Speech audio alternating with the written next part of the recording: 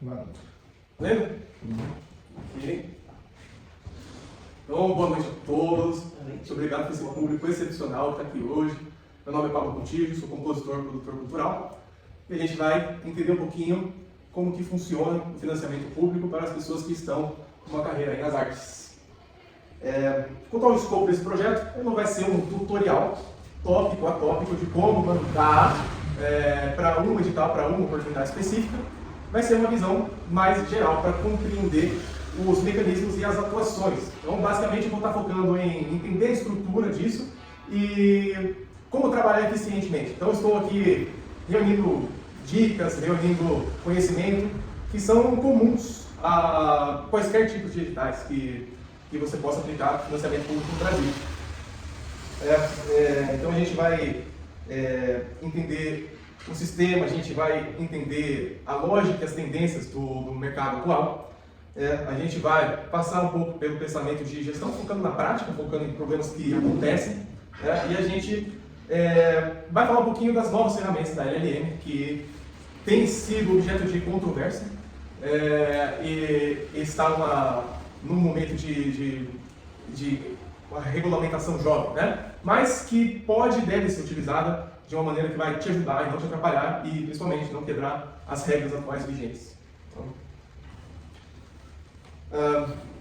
Então, a gente tem, basicamente, duas maneiras de financiar o seu projeto artístico. A primeira é o financiamento direto, em que o recurso sai direto do Tesouro Nacional e ele é distribuído diretamente para o artista.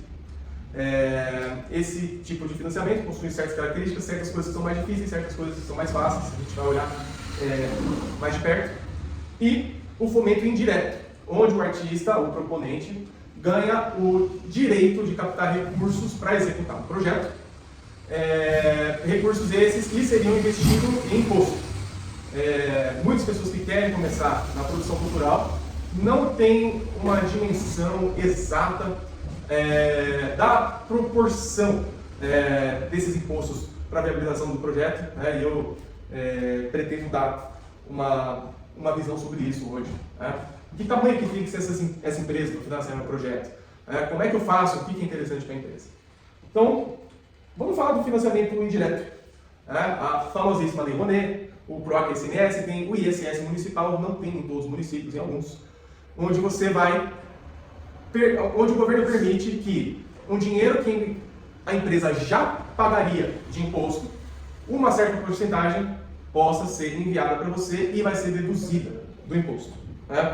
Então, qual que é a vantagem dessa categoria? É muito mais fácil de você aprovar. Você, não ferindo as regras do edital, você tem um projeto que é viável, é muito difícil que você não seja aprovado. Porque a dificuldade dessa modalidade não está na aprovação.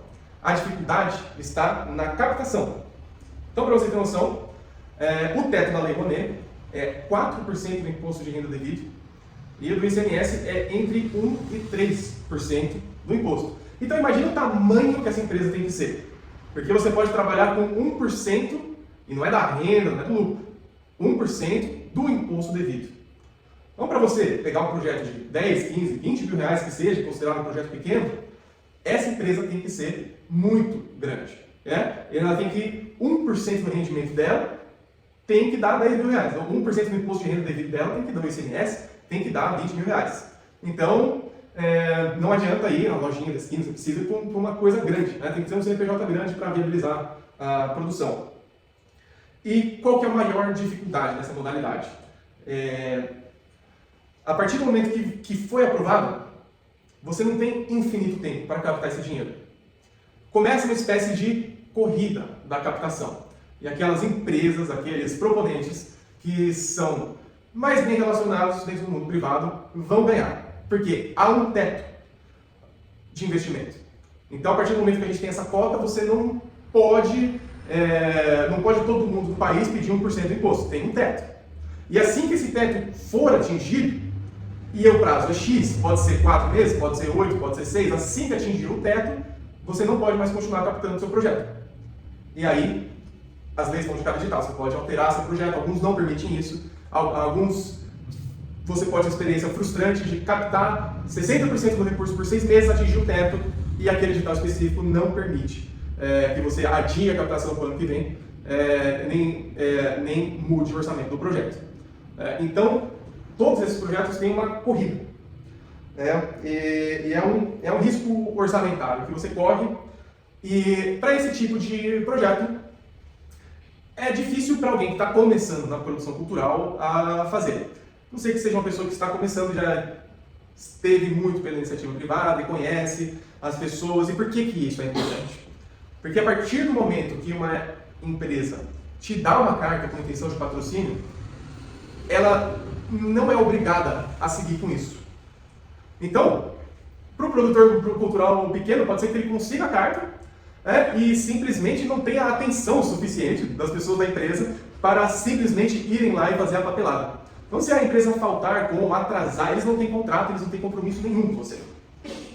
Então, em qual situação que se torna viável uma empresa financiar um projeto com essas leis de incentivo? Como é que acontece na prática? É quando o seu projeto tem algum valor, de fato, para a empresa. Quando é interessante para a empresa. Porque, veja, é um contrato, não é um contrato, eles não precisam seguir com aquilo. Isso falando especificamente do PROAC ICMS, finado PROAC, hoje em dia é finado, né? E você precisa que exista algo que incentive realmente essa empresa a financiar. Um dos caminhos mais comuns, e que todo mundo fala, que tem muita gente famosa que pega a Lei Rouanet, e é justamente por causa dessa razão. Por quê? A pessoa que já é publicamente conhecida, que já paga para fazer marketing, que já tem uma imagem cara na vida privada, para essa pessoa, para a empresa compensa, ela está basicamente gastando em marketing dinheiro que seria do imposto, por exemplo. Claro que há também um interesse artístico genuíno, mas não sejamos ingênuos, né? A gente precisa entender como é que as coisas realmente funcionam. Tá? Já no fomento direto, ele é um pouco diferente. O fomento direto, assim que você for aprovado, o dinheiro cai diretamente na sua conta e você pode implementar o seu projeto. Qual que é a dificuldade dessa categoria? É muito mais concorrido. A demanda, a escrita tem que estar muito mais bem feita, não adianta só você cumprir as regras do edital, você tem que cumpri-las de maneira competitiva. Então, por exemplo, se você for competir no âmbito do Estado, né, você tem que estar, basicamente, entre os melhores do Estado. Né? E é uma organização muito difícil. O próprio avaliador já vai ver a qualidade e a organização do seu projeto como uma credibilidade de você conseguir implementar aquilo.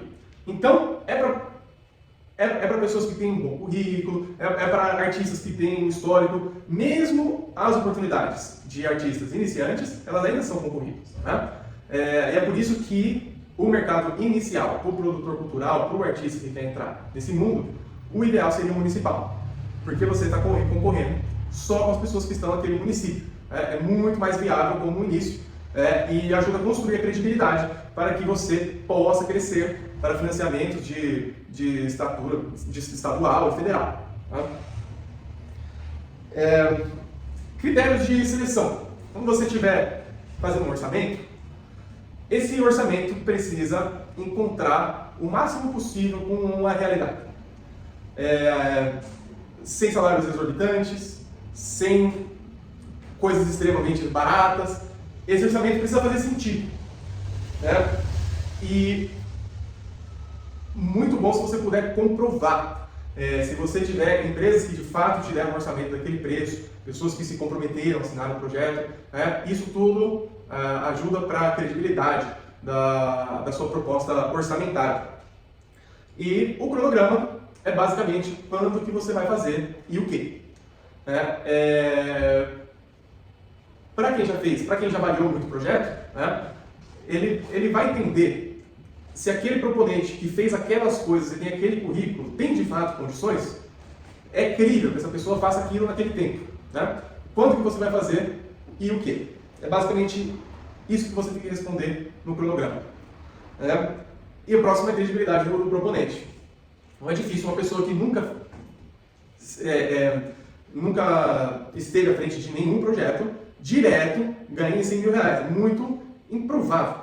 Aí a gente precisa comprovar o histórico que vai mostrar que você é capacitado, que não é um risco alto, né? Que o Estado invista esse dinheiro na sua proposta.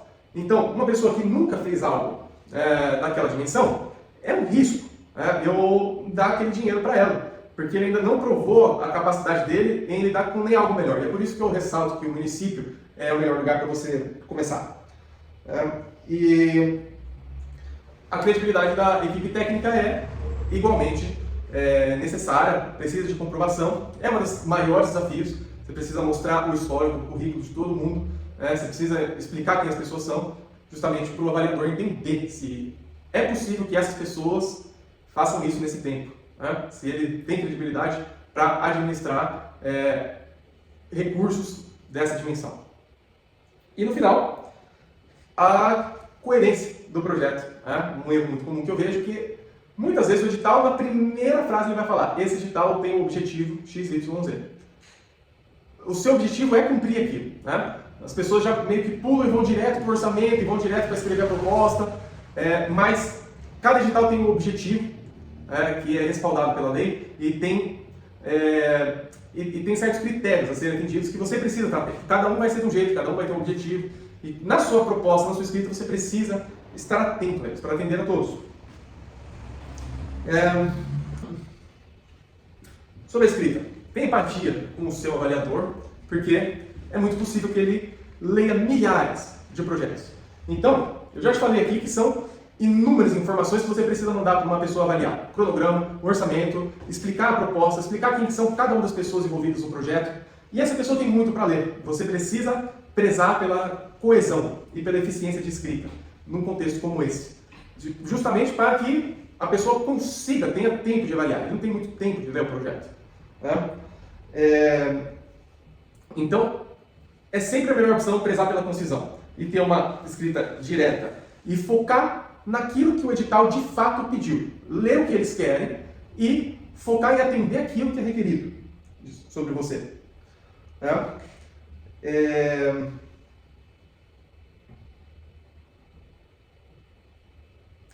Algumas tendências que começaram como tendências e hoje em dia já estão se tornando quase uma obrigação, como por exemplo a acessibilidade. Alguns anos atrás a acessibilidade era um plus que você teria no seu projeto. Hoje, mais e mais projetos têm que você atenda as pessoas com necessidades de acessibilidade como um pré-requisito que não pode ser ignorado. Por exemplo, na última edição do PNAB, uma das coisas que você precisava atender era um plano de acessibilidade. Não só acessibilidade física, mas acessibilidade comunicacional e acessibilidade no sentido de divulgação. Aquilo que você fez tem que estar acessível, disponível para as pessoas.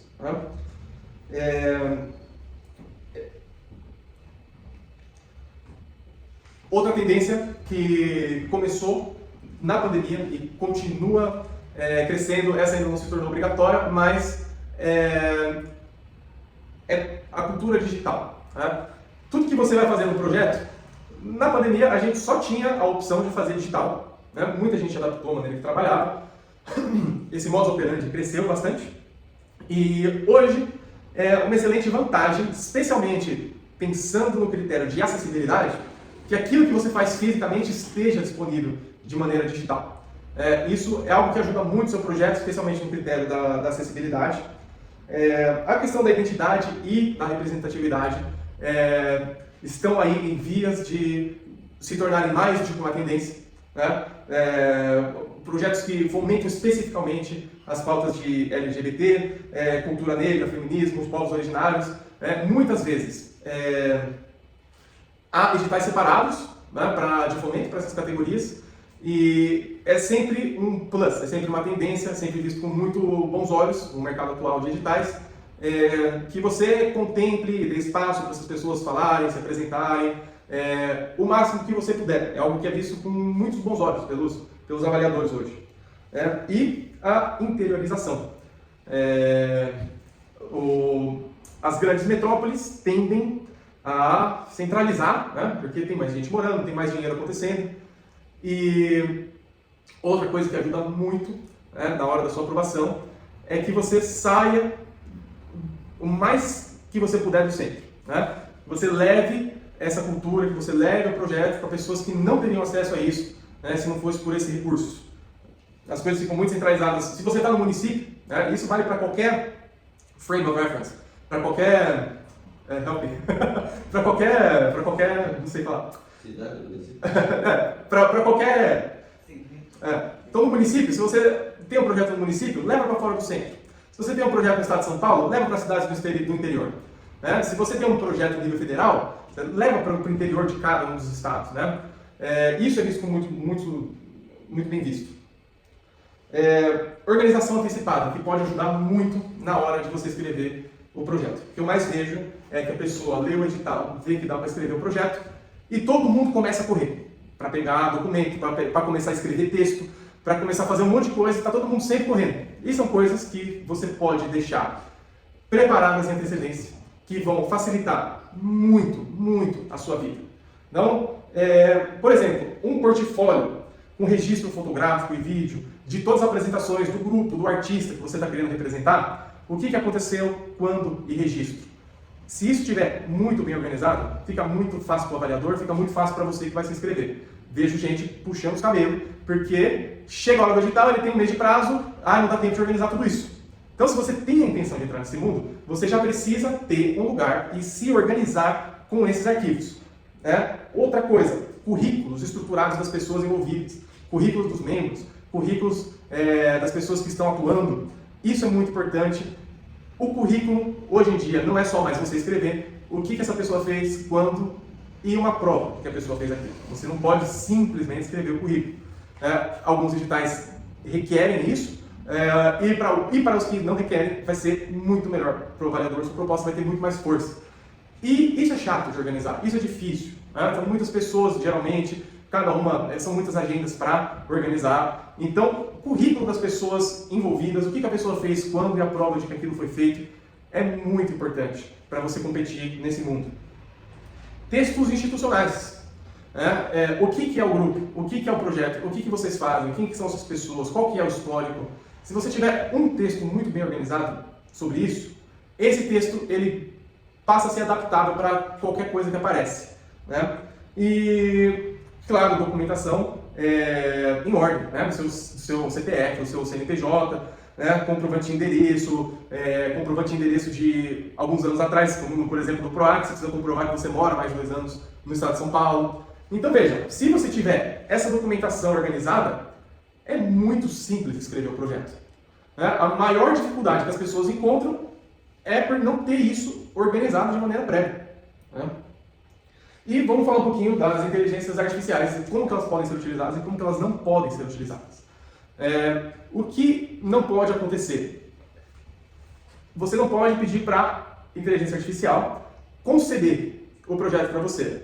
Então, da maneira mais porca possível, você copia o edital, cola no GPT e fala, faz o melhor projeto possível. A chance que vai virar um projeto genérico, e há ferramentas para identificar esse tipo de escrita, e se o conceito vem do GPT em si, você está quebrando as regras, claramente no explícito no último PNAB aqui no estadual, mas como que você pode utilizar as LLMs? Quando você já sabe a proposta. Então, quando você tem um texto organizado de qual que é o público, quando você tem um texto organizado do que é o edital, você pode fazer um texto explicando o que você pode fazer. Se você providenciar essa informação como contexto para a sua inteligência artificial, ela pode ajudar como uma ferramenta de fazer o trabalho bruto de escrever mesmo. Ou seja, ela não vai estar formulando o projeto para você. Essa responsabilidade ainda é sua, de escolher o que vai ser feito e que isso vai ser feito para atender os critérios. Isso tudo ainda é você que está pensando. Mas você pode providenciar contexto para que a LLM organize essas informações a cada tópico textual que é requerido na hora da inscrição. E sempre focando, claro, na concisão da sua escrita. Vamos falar quem que é o proponente e quem que é o produtor executivo, que são duas figuras centrais em qualquer projeto. Proponente é a pessoa que se responsabiliza juridicamente pelos recursos. Quaisquer malversações, problemas na entrega, são de responsabilidade do proponente. Ele que responde por isso. Muitas vezes, o proponente ele é também um produtor executivo. O produtor executivo ele assegura que cada uma das etapas aconteçam como previsto. Ele paga, ele organiza as pessoas, ele chama as agendas. Essa é a responsabilidade dele geral.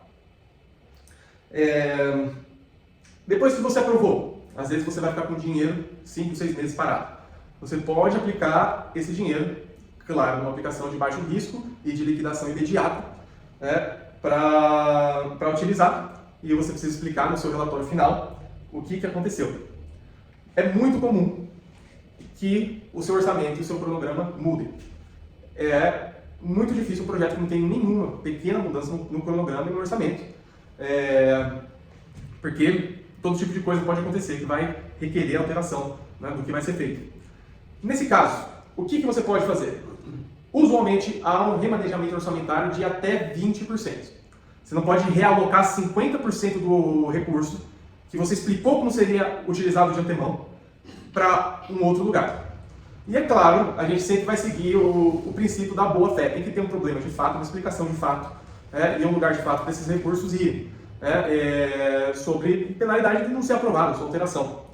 E a mesma coisa da mudança do cronograma.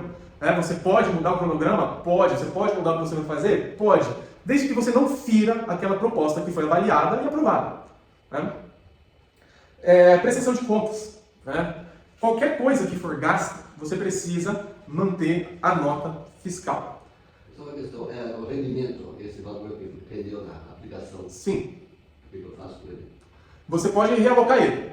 Então você viu alguma coisa, por exemplo, divulgação. Muito comum. É muito comum que o dinheiro que rendeu você aplique para divulgação e ir mais longe. Esse é um dos principais, porque eu abri acessibilidade para o projeto e é muito. Você consegue pagar por marketing, né, por exemplo. Então o orçamento já está aprovado. Então se for pouco dinheiro, rendeu R$500, R$400, não precisa mandar uma proposta de alteração de orçamento. Agora, se começar a render um dinheiro significativo, é bom que esse dinheiro seja gasto por contrapartida. É bom que esse dinheiro seja gasto para aumentar a acessibilidade, para colocar a legenda em libras, para esse tipo de coisa. É o melhor. O que não dá? Vou aumentar meu salário. Dá, talvez, mas assim, é difícil explicar. Fica com aquele gostinho de malversação, na boca do avaliador. E a prestação de contas, vejo muita gente tendo problema, e se você tiver um problema com a prestação de contas, você não vai poder mais aplicar até você resolver isso. E é muito chato. Tudo que você gastou, você vai ter que ter a comprovação. Às vezes física, porque alguns setores do Estado ainda não estão completamente digitalizados. Então, por redundância, tenha a cópia física. E no relatório final de execução, você vai apresentar as provas de que o orçamento foi cumprido como previamente acordado. E mandei o relatório, meu relatório foi aprovado. Não joga fora. Isso pode ser reaberto a qualquer momento. E você precisa ter um jeito confiável de comprovar e de se explicar que esse orçamento foi bem versado. Especialmente você que é proponente, guarde isso, porque você é juridicamente responsável por aquilo que aconteceu. A gente tem um exemplo prático aqui de orçamento que a gente fez, que ficou bonitinho, vou deixar a parte. Falando o que a gente ia gastar com qual coisa. Então, no audiovisual, eu expliquei quais serviços seriam prestados. A gente explicou se o tipo, às vezes é serviço, às vezes é cachê, às vezes é produto. Se você comprou microfones, coisas para o projeto, não pode ficar com o proponente. Você vai ter que doar, você vai ter que dar uma destinação final para isso. Você não pode comprar equipamentos para si. E qual que é o valor da unidade e quantas unidades a gente precisa daquilo. Então, tem aqui nosso orçamentozinho de R$20 mil. O rendimento que deu, a gente vai colocar um pouquinho mais no marketing do Instagram, aumentando a acessibilidade do projeto. E está aqui o nosso cronograma, onde a gente explicou certinho o que ia acontecer em cada semana do projeto. Às vezes acontece, às vezes uma pessoa passa mal, às vezes uma pessoa viaja, às vezes tem uma pandemia quando você está executando seu projeto, né? E aí você precisa sentar, explicar o que aconteceu, pedir para mudar o orçamento. E essas são as diretrizes gerais. Se alguém quiser alguma consultoria, tirar alguma dúvida, tem meu e-mail aqui para vocês entrarem em contato. Muito obrigado. Se alguém tiver alguma pergunta, ficaria feliz em responder. Mas não tendo dúvidas, a gente finaliza por aqui. É isso então. Muito obrigado, pessoal.